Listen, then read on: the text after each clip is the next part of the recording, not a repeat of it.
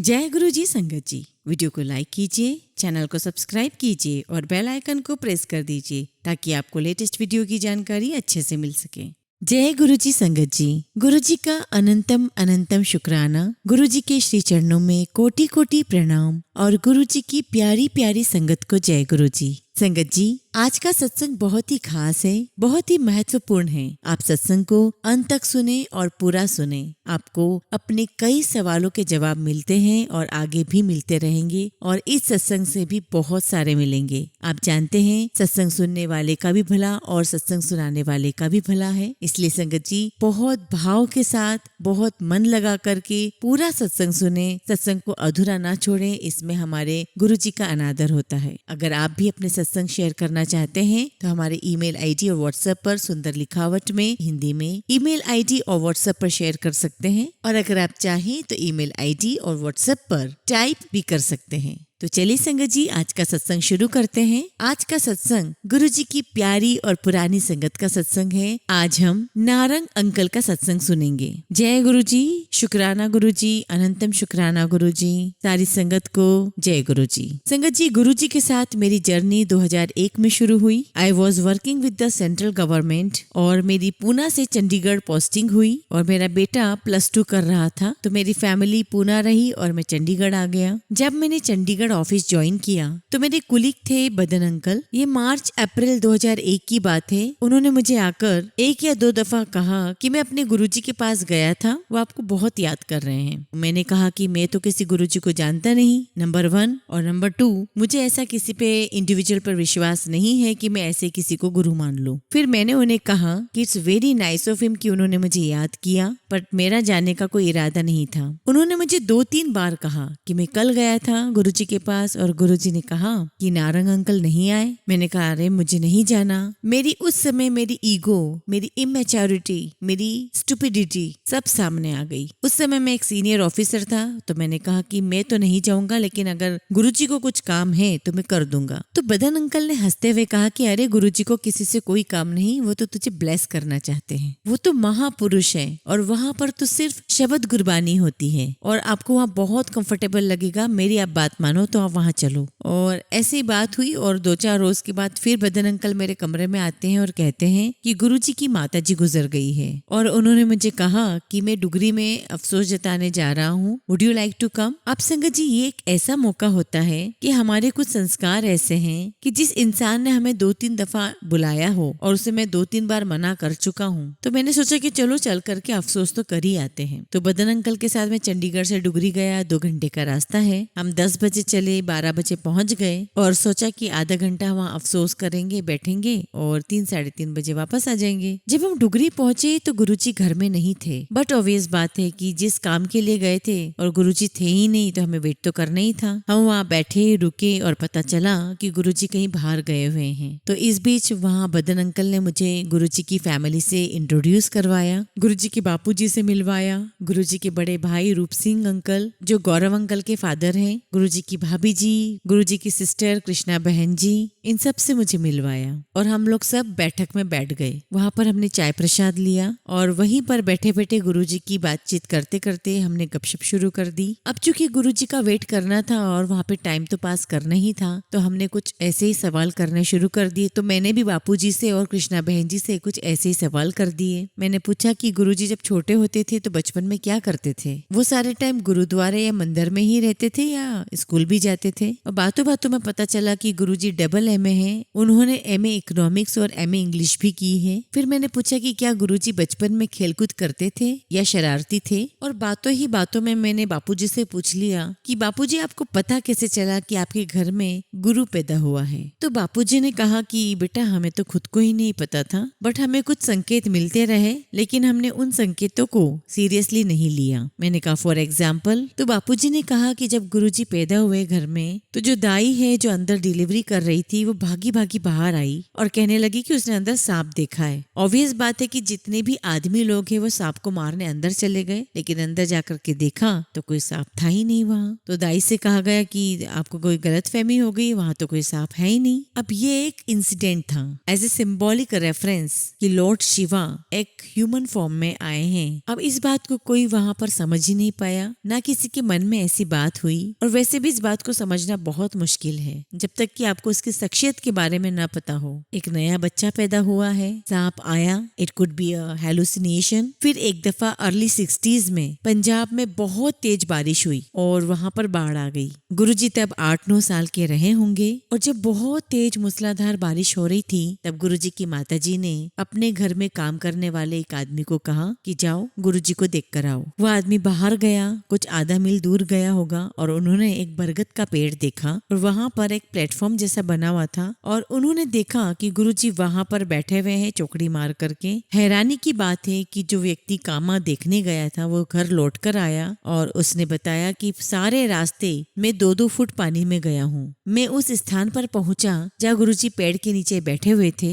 ना तो वहाँ पर कोई पानी की बूंद, ना ही वो प्लेटफॉर्म गीला हुआ, और ना ही कोई बरसात, और उसके पूरे इर्द गिर्द, पेड़ के इर्द गिर्द कहीं कोई पानी का नामो निशान नहीं था। क्योंकि वो ध्यान में थे, मेडिटेशन में थे, मुझे ठीक नहीं समझा कि मैं उन्हें कुछ मैसेज दूं, इसलिए मैं लौट आया। अब उनकी इस बात का घर वालों पर कोई असर नहीं हुआ। उन्हें लगा कि पता नहीं ये क्या कर कर आया है, तो उन्होंने 2-4 लोगों को और भेजा, और उन सब लोगों ने भी यही आकर के कंफर्म किया कि बहुत बड़ी बात थी, और इसको भी बहुत लाइटली लिया गया, सीरियसली नहीं लिया गया। एक दिन स्कूल में गुरुजी के एग्जाम्स हो रहे थे, और एग्जाम वाले दिन गुरुजी के आगे एक लड़का बैठा हुआ था। उस जमाने में बॉल पेन नहीं हुआ करते थे, इंक पेन हुआ करते थे। उस लड़के की एग्जाम के बीच में पेन में से इंक खत्म हो गई, और उस लड़के ने अपना हाथ खड़ा किया इन्विजिलेटर को ये बताने के लिए कि मेरे पेन में इंक खत्म हो गई है, आप मुझे बॉटल ला दीजिए। तो गुरुजी ने पीछे से पूछ लिया कि क्या चाहिए, तो उसने कहा कि मेरे पेन में इंक खत्म हो गई है, इंक चाहिए। तो गुरुजी ने कहा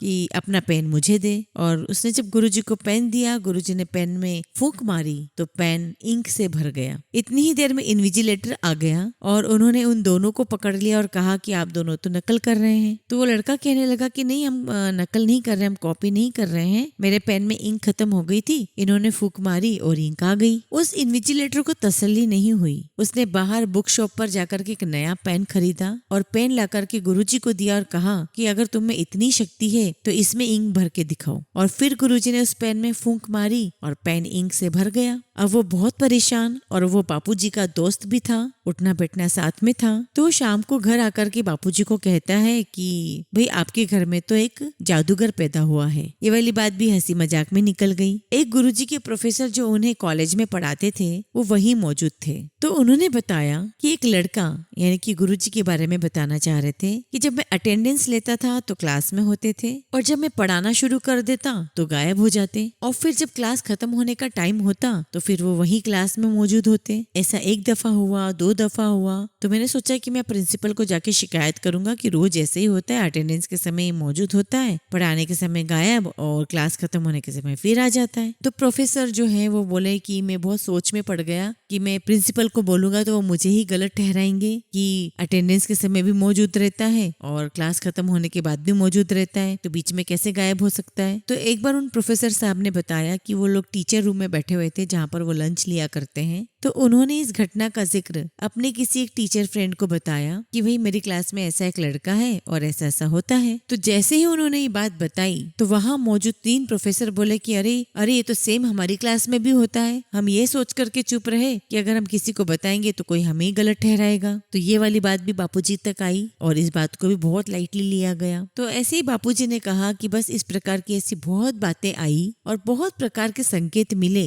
तो बापूजी ने कहा कि सबसे पहले इनकी माताजी ने इनको गुरु माना और मत्था टेका, और उसके बाद मैंने भी इन्हें गुरु मान करके मत्था टेकना शुरू कर दिया। ये बड़ा अजीब सा वाकया और इंसिडेंट है कि किसी के माँ बाप अपने ही बच्चे के मत्था टेके। तब मुझे थोड़ा सा ये लगा कि इंसान थोड़ा अजीब तो है, उसके बाद लंगर भी हुआ, चाय प्रसाद भी हुआ और ये सब करते करते हम लोग वहाँ 4 घंटे बैठे और तकरीबन 4 बजे किसी ने कहा कि गुरुजी आ रहे हैं। हम बैठक में बैठे हुए थे और एक पास में कमरा था जहाँ पर मंजी बिछी हुई थी और नीचे एक चटाई लगी हुई थी। तो सबने जब कहा कि गुरुजी आ रहे हैं तो हम लोग उस कमरे में चले गए। उस जमाने में क्वालिस गाड़ी हुआ करती थी, तो वो गाड़ी आकर के रुकी और उसमें से 4-5 लोग निकले और अब मुझे तो पता नहीं कि गुरुजी कौन है, मैं तो कभी मिला ही नहीं था। और जब मैं उस कमरे में गया जहाँ पर मंजी बिछी हुई थी, मैं वहीं पर बैठ गया और बाकी लोग नीचे बैठे हुए थे। तो एकदम से मुझे बदन अंकल ने इशारा किया कि नीचे बैठो, क्योंकि वो मंजी जो है वो गुरुजी के लिए है। तो मैं फौरन उठा और इतनी देर में गुरुजी अंदर आ गए। तो मुझे देख करके बोलते हैं कि कोई नहीं, साथ ही बैठ जा। तो मैं बैठ गया। तो लगभग उस कमरे में 40-50 लोग होंगे और आते ही गुरुजी ने मुझे बोला कि नारंग अंकल, तुम्हें कितनी दफा बुलाया, तुम आए क्यों नहीं? तो मैंने कहा कि गुरुजी बस नहीं आना हुआ, लेकिन माता जी का बहुत अफसोस हुआ।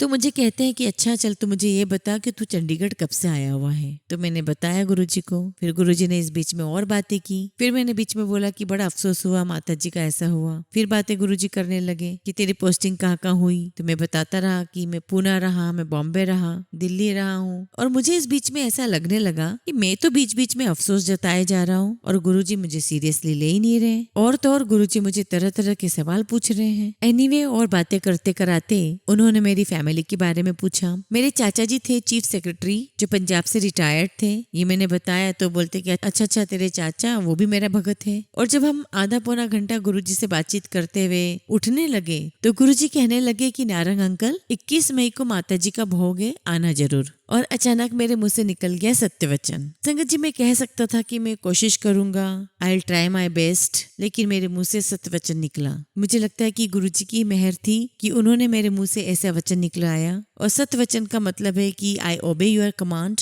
मुझे लगता है कि गुरुजी मुझे अपने बारे में बहुत कुछ बताना चाह रहे थे और शायद यही रीजन है कि जिस दिन मैं गया गुरुजी के घर पे डुगरी में, तो चाहते तो गुरुजी मुझे 12 बजे ही मिल जाते, लेकिन वो मुझे अपने बारे में, अपनी शख्सियत के बारे में और बताना चाहते थे, इसलिए वो लेट आए। उस 4 घंटे में मैंने गुरुजी के बारे में इतना कुछ जाना तो मेरे मन में ये तो एक पक्का दृढ़ विश्वास हो गया कि मैं एक बहुत बड़े महापुरुष को मिल रहा हूँ। और जब मैंने बापूजी से और दूसरे फैमिली मेंबर से बातचीत की, तब तक मुझे एहसास हो गया था कि मैं किसी महापुरुष से मिल रहा हूँ और उनसे मिलना कोई ऑर्डिनरी बात नहीं हो सकती। जब वापस चला गया, चंडीगढ़ पहुंच गया, 2 घंटे का रास्ता था और उसी रात को मेरी वाइफ का पुणे से फोन आया। तो फोन करके वो मुझे कहती है कि क्यों आपने चंडीगढ़ जाकर के किसी को गुरु मान लिया है और मुझे बताया तक नहीं। मैंने कहा कि नहीं, मैंने तो किसी को गुरु नहीं बनाया है। हाँ, 2-3 मैसेजेस आए थे तो मैं उनसे मिलने चला गया। मैंने ये भी कहा कि गुरुजी की मदर की डेथ हो गई थी तो मैं तो कंडोल करने गया था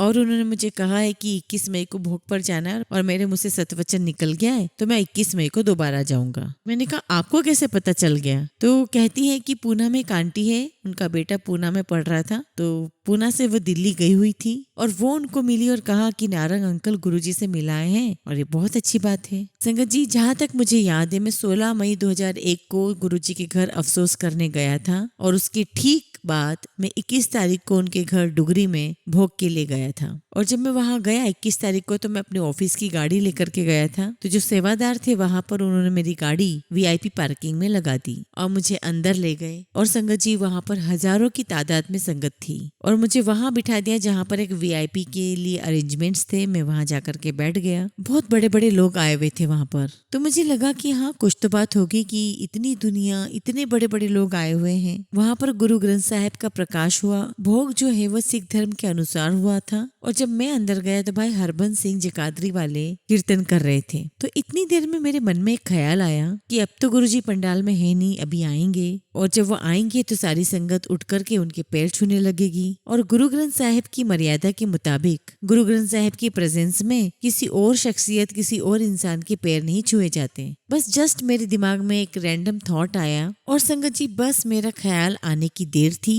इतने में अनाउंसमेंट होती है कि गुरुजी आ रहे हैं और गुरुजी ने ये अनाउंस करवाया है कि कोई भी संगत उठ करके उनके पैर नहीं छुएगी, क्योंकि जहाँ गुरु ग्रंथ साहिब होते हैं वहाँ पर उनकी प्रेजेंस में किसी और के पैर नहीं छुए जाते। और मेरे मन में ख्याल आया कि अरे, मैंने सोचा, मेरे मन में विचार आया ही और ये तो बिल्कुल इम्प्लीमेंट हो गया और बहुत अच्छा भी लगा। और बस 3-4 मिनट के अंदर गुरुजी भी आ गए और गुरुजी अंदर आकर के बैठ गए और अंदर आकर के बैठ के मेरी तरफ देख करके बहुत ही प्यारी सी स्माइल दी उन्होंने, जिसका मतलब यह था कि तेरा डाउट क्लियर हो गया, तेरे मन में जो बात थी वो क्लियर हो गई। और मैंने भी स्माइल करके एक एक्नॉलेजमेंट दिया, ग्रेटिट्यूड दिखाया कि हाँ जी पूरी हो गई। उसके बाद हम लोग बैठे रहे और कीर्तन चलता रहा। और जब उठ गए तो उस समय एक प्रथा थी कि गुरुजी सारी संगत को अपने हाथ से कड़ा प्रसाद दिया करते थे और मेरा तो फर्स्ट टाइम था और संगत बहुत ही हजारों में थी। अब वहाँ अनाउंसमेंट हुआ कि जो पंजाब की संगत है वो पहले गुरुजी से प्रसाद लेगी और जो दिल्ली वाले संगत है वो बाद में लेंगे। तो सभी संगत लंगर लेने के बाद लाइन में लग गए और संगत जी लाइन इतनी बड़ी थी कि अगर मैं भी नॉर्मली लाइन में लग जाता तो मेरा नंबर आने में बहुत टाइम हो जाता। संगत जी उस समय तक मेरे मन में कोई फेथ नहीं था, कोई भावना नहीं थी। तो मैंने सोचा कि ये तो अनाउंसमेंट हो गई कि पंजाब वाले पहले ले और दिल्ली वाले बाद में ले। मैं तो चंडीगढ़ से हूँ और चंडीगढ़ ठहरी यूनियन टेरिटरी। तो मैंने ऐसी संगत को बोल करके मैं बीच में लाइन में लग गया और जैसे ही मेरी टर्न आई गुरुजी मुझे प्रसाद दे रहे हैं और कह रहे हैं और नारंग अंकल आ गए लाइन तोड़ के। मैंने तो सुना तो मेरी तो जमीन ही हिल गई पाँव से। हालांकि मैं हंसा जरूर और मुझे यही समझ में नहीं आया कि गुरुजी ने मुझे देख कब लिया। संगत जी, गुरुजी जो कड़ा प्रसाद देते थे वो अपने कोमल हाथों से एक ही हाथ से दिया करते थे, लेकिन आपके दोनों हाथ भर जाया करते थे और इतना भर जाता था कि आप दोनों हाथों में से लेफ्ट से राइट और राइट से लेफ्ट में उस प्रसाद को पलट नहीं सकते थे। और जब गुरुजी ने मुझसे वो बात बोली कि लाइन तोड़ के तुम आ गए, उसी समय गुरुजी ने मुझे ये भी कहा कि 7 जुलाई को मेरा बर्थडे है, अपनी फैमिली को लेकर आना, अपनी आंटी को लेकर आना दिल्ली। अब ये तो गुरुजी की मर्जी, गुरुजी की मेहर, मेरे मुंह से तुरंत निकल गया सत्य वचन। अब ये तो 21 मई की बात थी और गुरुजी का जन्मदिन 1.5 महीने बाद था और मैं प्रसाद लेकर के अपने कुछ मिलने वालों से मिल करके अपना चंडीगढ़ वापस चला गया और जाकर के मैं अपने इन लॉज के यहाँ ठहरा हुआ था और जाकर के उनको सब कुछ बताया कि ऐसा ऐसा मैं गया हुआ था, वाइफ को शेयर किया। तो फिर मैंने अपनी आंटी को कहा कि गुरुजी ने फिर 7 जुलाई को हम सबको बुलाया है और मैं फिर सत्य वचन कहकर आ गया हूँ, तो हमें चलना है। मेरी वाइफ ने बहुत सीरियसली नहीं लिया तो रिजेक्ट भी नहीं किया। बस ऐसे ही करते कराते 7 जुलाई आ गई। हम लोग सब बड़े मंदिर पहुंचे। बदन अंकल हमको पूरी फैमिली को बाहर से ही एस्कॉर्ट करके अंदर तक लेकर गए। बहुत रश था वहां पर और जैसे हमने मत्था टेका, मैंने गुरुजी को इंट्रोड्यूस किया कि मेरी आंटी और मेरा बेटा। तो गुरुजी ने एकदम से हमें कहा कि यही राइट में बैठ जाओ। तो हम लोग बैठ गए। एक आदमी और बैठा हुआ था वहां पर जिसको मैंने तो पहचान लिया पर मेरी आंटी और मेरा बेटा नहीं पहचान पाया। 15-20 मिनट गुजर गए, संगत आ रही है जा रही है और उसके बाद गुरुजी ने मुझे फॉर्मली उस आदमी से इंट्रोड्यूस करवाया और वो जो शख्स थे वो थे अरुण शौरी अंकल और उन दिनों वो एग्रीकल्चरल चीफ थे इन इंडियन एक्सप्रेस और बाद में वो यूनियन मिनिस्टर बने। तो गुरुजी ने कहा कि ये शौरी अंकल है। मैंने कहा कि हाँ जी गुरुजी मैं जानता हूँ। तो शौरी अंकल से कहते हैं गुरुजी कि शौरी अंकल, नारंग अंकल पहली बार आए हैं, इनसे अपना सत्संग शेयर करो। तो हम चारों वहाँ एक छोटा सा सर्कल बना करके गुरुजी के पाँव के ठीक पास में बैठ करके, गुरुजी के नजदीक बैठ करके हम सत्संग सुनने लगे। तो शौरी अंकल बताने लगे कि गुरुजी की महिमा, उनकी दुआ में न जाने क्या क्या चीजें मिलने लगती है। तो शौरी अंकल कहने लगे कि मेरी वाइफ को पार्किंसन की बीमारी थी और 7-8 साल से वो बेड रेस्ट पे थी और कहते हैं कि मैंने कोई डॉक्टर नहीं छोड़ा, कोई इलाज नहीं छोड़ा, कहीं पर भी न अब्रॉड में न इंडिया में कहीं पर भी इसका इलाज नहीं निकला। शौरी अंकल कहने लगे कि मैं सब बाबाओं के पास गया, सभी गुरुओं के पास गया, सारे स्थान पर गया, लेकिन कोई बात नहीं बनी। तो शौरी अंकल आगे बताते हैं कि एक बार उनके फ्रेंड ने उन्हें इंसिस्ट किया कि आप सब जगह हो आए हो, एक बार मेरे गुरुजी के यहाँ जरूर चलो। तो पहला मेरा रिएक्शन यानी शौरी अंकल का रिएक्शन था कि नहीं, मैं बहुत जगह ट्राई कर चुका हूँ, कहीं कोई इलाज नहीं हो रहा है, अब मैं कहीं नहीं जाऊंगा। चूंकि वो बहुत अच्छा दोस्त था, उसने सिंसियरिटी और प्यार में कहा था, उसे ना नहीं कर पाया और गुरुजी के पास आ गया। तो उनके फ्रेंड ने गुरुजी से इंट्रोड्यूस करवाया कि गुरुजी ये शौरी अंकल है और इनकी वाइफ को पार्किंसन रोग है। परंतु गुरुजी ने कोई जवाब नहीं दिया और शौरी अंकल और उनकी वाइफ वहीं बैठ गए। तो उस टाइम की प्रथा थी कि उस टाइम ज्यादा संगत नहीं होती थी, 400-500 संगत आया करती थी और जब संगत आती तो गुरुजी को मत्था टेक कर बैठ जाती और जब जाती तो गुरुजी से जाने के समय आज्ञा लेकर के जाया करते थे। तो जब शौरी अंकल गुरुजी से आज्ञा लेने लेने पहुंचे तो गुरुजी के पास वहां पर समोसा रखा हुआ था, समोसा प्रसाद। तो गुरुजी ने शौर्य अंकल को देते हुए कहा कि ये ले जा, अपनी वोटी नू दे दे। पंजाबी में वोटी मतलब अपनी पत्नी होता है। और शौर्य अंकल बताते हैं कि वो प्रसाद लेकर के बाहर तो आ गए, but he was very curious कि ये कैसा प्रसाद है। और वो सोच में पड़ गए कि गुरुजी को बता भी दिया था कि वाइफ को पार्किंसन रोग है, 7-8 साल से वो बेड पर ही है और तला गला बिल्कुल बंद है, उसको प्रसाद ही देना था तो कोई ठीक सा प्रसाद देते, ये तला हुआ समोसा ही क्यों दिया। तो शौर्य अंकल जब घर आए तो उन्होंने अपनी वाइफ को बोला, आज मैं एक गुरु के यहाँ गया था, उन्होंने तेरे लिए प्रसाद के रूप में समोसा दिया है, तो मैं तेरी बेड की साइड की टेबल पर रख देता हूँ, दिल करेगा तो खा लेना वरना सुबह मुझे दे देना। अरुण शौर्य अंकल कहने लगे कि मैं एडिटर था इंडियन एक्सप्रेस का, तो मुझे रात में बहुत काम होता था एडिटोरियल लिखने का, तो हमारा एक अरेंजमेंट हुआ करता था कि हम इंडिपेंडेंट कमरे में सोया करते थे, लेकिन मैं सुबह बैठी के समय पर वाइफ के पास आ जाया करता था और हम लोग साथ में चाय पीते थे। तो मैं समोसा प्रसाद उसके पास रख करके चला गया और मैं जब सुबह रूम में गया तो मैंने देखा कि अनीता वहाँ कमरे में अपने पलंग पर है ही नहीं। किशोरी अंकल सोचने लगे कि नर्स तो सुबह लेट आती है और जो मेड है उसकी चप्पलें भी यहाँ नहीं पड़ी है, तो अनीता गई तो गई कहाँ। तो इतने में उनकी वाइफ अंदर से आवाज देती है वॉशरूम से कि डोंट वरी, मैं यहीं पर हूँ वॉशरूम में, मैं भी आती हूँ। और जैसे ही वॉशरूम का दरवाजा खुला उन्होंने देखा कि अनीता आंटी चल करके वॉशरूम से आ रहे हैं और बेड तक जा रहे हैं। वो 7-8 साल से बेड पर ही थे। अरुण शौर्य अंकल को बहुत हैरानी हुई कि साथ में ना तो कोई नर्स है, ना कोई हेल्पर है, ना कोई मैड है। तो फिर उन्होंने चारों तरफ देखा और उनकी नजर पड़ी प्लेट पर और देखा कि समोसा नहीं है, तो उन्हें लग गया कि इसने समोसा प्रसाद खा लिया है। और जब वो आकर के बेड पर बैठी तो उन्होंने पूछा कि अनीता ये कैसे हो गया, तुम अचानक से कैसे चल पड़ी। तो कहती है कि आप जो प्रसाद रख करके गए तो मेरा भी कोई मन नहीं था और मैंने खाया ही नहीं, लेकिन रात की 12-1 बजे मुझे न जाने किसी फोर्स ने, एक शक्ति ने आकर के फोर्स किया कि मैं प्रसाद खाऊं। और जैसे ही समोसा प्रसाद मैंने बेड पर बैठ करके खाया और अनकॉन्शियसली बिना सोचे ही मैं उठी और वॉशरूम चली गई। मेरे मन में एक पल भी नहीं आया कि मैं तो चल ही नहीं सकती। और जब मैं वापस आई तो मैंने देखा कि मैं तो अपने आप चल पड़ी। तो बोलती है कि आप अंदर कमरे में आए हो तो ये मेरा सेकंड राउंड था वॉशरूम जाने का। तो बस शौर्य अंकल और अनीता आंटी के घर में तो खुशी की लहर दौड़ गई। जो चीज 7-8 साल में कोई नहीं कर पाया, कोई दवाई नहीं कर पाई, कोई गुरु नहीं कर पाया,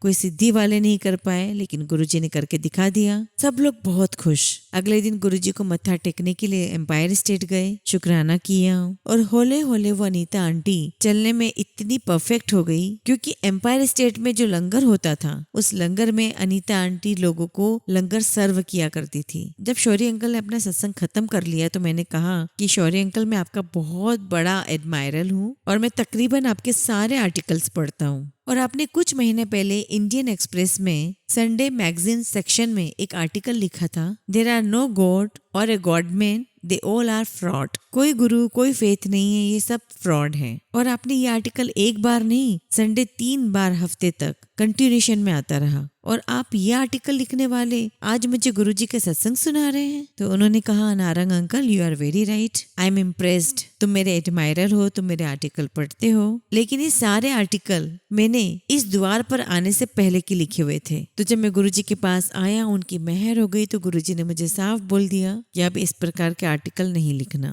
तो इसलिए मैं उसे दोबारा लिख नहीं पाया। And it was very amazing कि आई एम हियर। संगत जी, अगर यही सत्संग कोई ऑर्डिनरी व्यक्ति मुझे आकर के सुना देता तो शायद मैं बिलीव नहीं करता। और आज वर्तमान में एक अलग ही स्टेज पर हूँ कि मैं हर सत्संग को सुनता हूँ, हर सत्संग पर बिलीव करता हूँ। लेकिन अरुण शौरी अंकल कह रहे थे तो कोई रीजन था ही नहीं कि मैं उस बात को मानू ना। संगत जी, ये गुरुजी का तरीका था। उन्हें पता था कि अगर ये सत्संग किसी और का सुनाते तो शायद किसी और ऑर्डिनरी व्यक्ति का अगर मैं सुनता तो शायद नहीं मानता। इसलिए उन्होंने पहला सत्संग मुझे शौरी अंकल का ही सुनवाया। और जब ये सत्संग सुना तो हमारी पूरी फैमिली बहुत इम्प्रेस हुए। और सत्संग सुनने के बाद मन में लालसा आई कि हम गुरुजी के बारे में और जाने और जाने। उठ के बाहर हम लंगर खाने गए, वहां भी 2-4 लोगों ने छोटे छोटे सत्संग शेयर किए। फिर हम जब वापस आए, हमने इजाजत ली तो गुरुजी ने हमें फिर वहीं बिठा लिया। उठ के बाहर हम जब लंगर खाने गए तो वहाँ भी 2-4 लोगों ने छोटे छोटे सत्संग शेयर किए। और फिर जब हम वापस अंदर आए और जैसे गुरुजी से आज्ञा मांगी घर जाने के लिए, उन्होंने हमें दोबारा वहीं बिठा लिया। वहाँ बैठे रहे, संगत आ रही थी जा रही थी,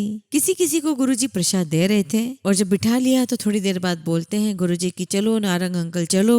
जैसे हमें जाने के लिए बोला गुरुजी ने, तो हमने जैसे ही मत्था टेका तो मुझे आज भी याद है, तो गुरुजी ने मुझे प्रसाद के रूप में एक आम की पेटी दी, जो हमने बाद में उसे बहुत रेलिश भी किया, बहुत स्वाद लेकर खाया। उस टाइम पे संगत जी ये नहीं पता था कि गुरुजी शिव है, महाशिव है, लेकिन तब तक हमारे मन में ये भावना आ चुकी थी कि जिस व्यक्ति से हम मिलकर आ रहे हैं वो कोई साधारण व्यक्ति नहीं है। संगत जी गुरुजी हमेशा कहा करते थे, गुरुजी हमेशा कहा करते थे कि महापुरुषों की बातों को सीरियसली लिया करो। और गुरुजी हमेशा कहा करते थे कि अगर मुझसे कुछ पाना है तो मुझसे डायरेक्ट कनेक्टिविटी बनाओ, किसी को बीच में मैसेंजर नहीं बनाना। गुरुजी always believe in direct connection. और गुरुजी कहते थे कि मेरे साथ डायरेक्टली जुड़ो, चाहे जितना भी समय लगे, जिस समय भी आप बैठते हो मेरे पास बैठो, मुझसे जुड़ो, मैं सबकी बातें सुनता हूँ। आप कहीं भी बैठ के बात करो, आप मेरे स्वरूप के सामने बैठ कर के बात करो, मैं सब सुनूंगा, चाहे आप कहीं भी बैठे हो। मैं सभी संगत को यह बताना चाहूंगा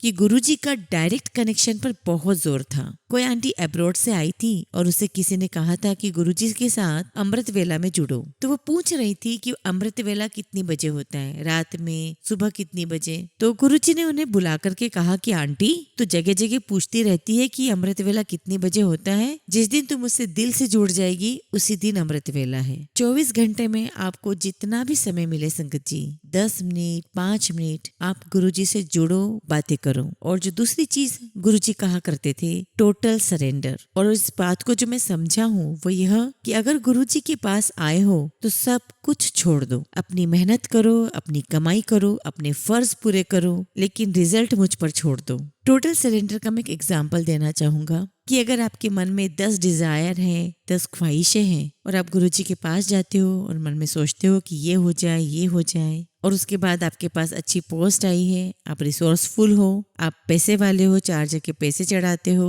काम हो जाता है, फिर 1-2 काम रुक जाते हैं, नहीं होते हैं, और जब फोन करने से या पैसे चढ़ाने से जब काम हो जाए तो आपको लगने लगता है कि मैं पावरफुल हूँ। और जो काम नहीं हुआ उसके लिए आप गुरुजी के पास जाकर के कहेंगे गुरुजी मेरा ये काम नहीं हुआ है, आप करो ना। आप यहाँ पर भूल गए कि पहले जो 2 काम हुए हैं, फोन करके या मनी पावर से करवाए हैं, वो भी गुरु की मेहर बिना नहीं हो सकते। आप पहले उन कामों का शुक्राना करो कि गुरुजी ये हो गया, आपकी मेहर है। लेकिन गुरुजी से आप ये सब चीजें नहीं पूछ सकते, क्योंकि महापुरुषों का अपना एक समय होता है, एक निर्धारित टाइम होता है, और वो उसी समय पर करते हैं। गुरुजी एक एग्जाम्पल खुद दिया करते थे कि मेरे पास एक शख्स आया करता था स्कूटर पे, और 15 दिन के बाद उसका एक्सीडेंट हो जाता है, उसके 5 फ्रैक्चर हो जाते हैं और उसको डॉक्टर 6 हफ्ते का रेस्ट दे देता है। और अब जो वो 6 हफ्ते बैठा हुआ है बेड पर और वो ये सोच सकता है कि यार अच्छी भली लाइफ चल रही थी कि गुरु के पास गए और टांग टूट गई। लेकिन जो मेरा भगत होगा वो ये सोचेगा कि चलो सिर्फ टांग ही टूटी है, न जाने कौन सा कष्ट गुरुजी ने काट दिया। और वो जब 6 हफ्ते बाद उठेगा गुरुजी का शुक्राना करने जाएगा। इसे कहते हैं सरेंडर। तो गुरुजी टोटल सरेंडर पे बहुत जोर दिया करते थे। गुरुजी यह भी कहा करते थे कि मेरे भक्तों की लाइफ में कुछ भी कोइंसिडेंट नहीं होता है, मैं ही उनकी लाइफ रेगुलेट करता हूँ। हर संगत की लाइफ के जो भी काम है वो गुरुजी रेगुलेट करते हैं, वही सब मैनेज करते हैं, और उन्हें सब पता होता है कि किसको मुझसे क्या काम है। गुरु को कभी कंप्लेन मत करो, शिकायत मत करो। और जो सबसे बड़ी बात है जो गुरुजी कहा करते थे कि गुरु को प्यार करो। Love you Guru, always love you गुरु। मैं बहुत बहुत शुक्राना करता हूँ गुरुजी का कि उन्होंने मुझे ये सेवा बख्शी कि मैं अपना सत्संग आप सबके साथ शेयर कर सका। आगे गुरुजी की जैसे भी मेहर होगी मैं आप सबके साथ सत्संग जरूर शेयर करूंगा। जय गुरुजी, शुक्राना गुरुजी।